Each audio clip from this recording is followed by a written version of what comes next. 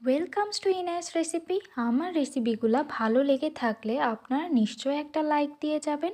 আজ আমি আপনাদের বানিয়ে দেখাবো মোমো, যা অনেক ইজিলি ঘরে বানাতে পারবেন। তার জন্য আমি প্রথমে কিছুটা সবজি নিয়েছি।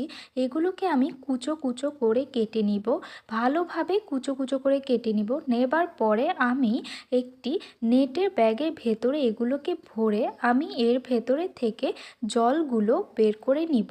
জলগুলো বের করে নেবার পরে সেই জলটায় আমি ময়দার ভেতরে কিছুটা লবণ দিয়ে সেই সবজির জলটা এর ভেতরে দিয়ে দিব। দিয়ে দেবার পরে আমি এগুলোকে ভালোভাবে মিক্সড করে নিব। আর আগে থেকে কেটে রাখা সেই সবজিটা দিয়ে আমি হাতের সাহায্যে ভালো করে মথে নিব। মথে নিয়ে এগুলোকে আমি রেখে দিব।